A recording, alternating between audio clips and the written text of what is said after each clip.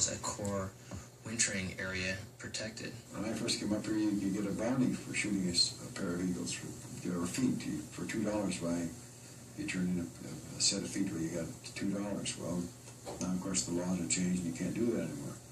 Now, even though shooting over 1,000 eagles a year, they came back just as strong as ever. Carl Heinmiller is the magistrate and one of the city fathers.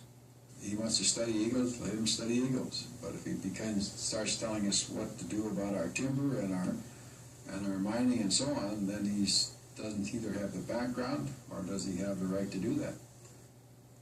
National attention is being directed to the preservation of this winter roost, because in everywhere else but southeastern Alaska, the bald eagle is a rare bird.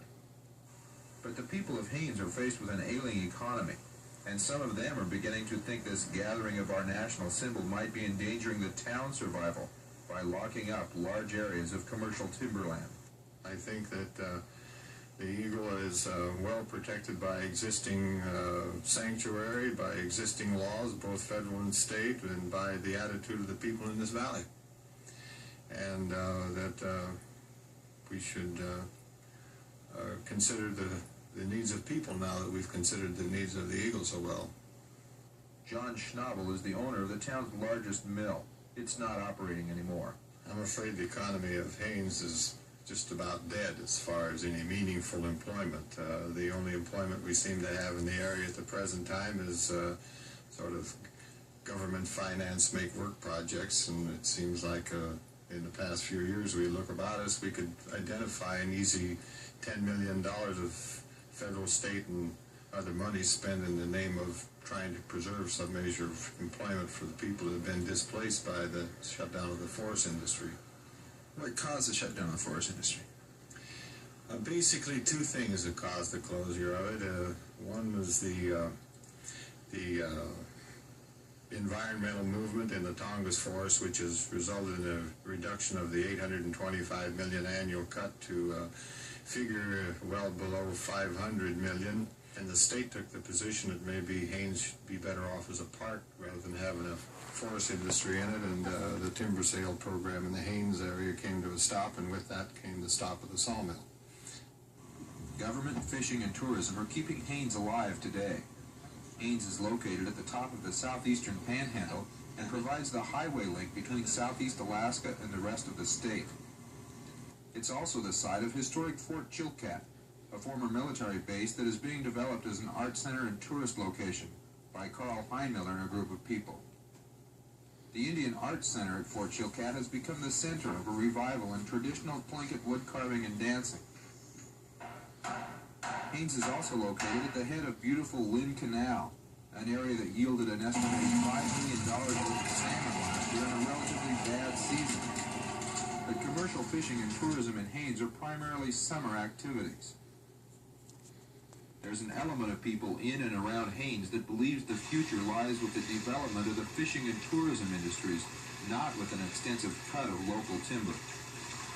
The conflict between these groups has caused a severe rift in the town. Oh, things are tense. I think that would be an understatement. I've been here for 3 years, and I've never seen the town in such turmoil as it is. And I don't think things could get any worse without being openly violent, and I really hope that nothing like this occurs. Now, I had a threat from a community leader, and I don't think he himself would do anything, but the problem is enough people look up to him, and taking his posture, you know, they may think it's condoning this type of action, and I think it'd be very regrettable. As the president of the Chamber of Commerce, I told him we were going to have to do everything we could to stop his kind of destruction of the area. And he doesn't know me very well if he thinks that I threaten him physically, because that's not wouldn't be my style in the first place. Much of the area around Haines is state land. Due to the troubled economy, the legislature passed a bill authorizing a timber sale to help support the local mill. Prior to the sale, the Department of Natural Resources has conducted a multiple land use study. The state plan is the only thing most Haines residents agree upon. None of them like it. The timber industry, the fishing industry, the tourism industry, I think there are frustrations in every sector of our economy with this lack of basic data gathering and groundwork that's been done. And it appears appears it shows up in a relatively shallow approach, some of us feel, in their planning effort. Well, it would seem to me that the people, and I'm talking about fishermen, I'm talking about lumbermen, I'm talking about miners, I'm talking about a lifestyle in Alaska, I think is being set aside through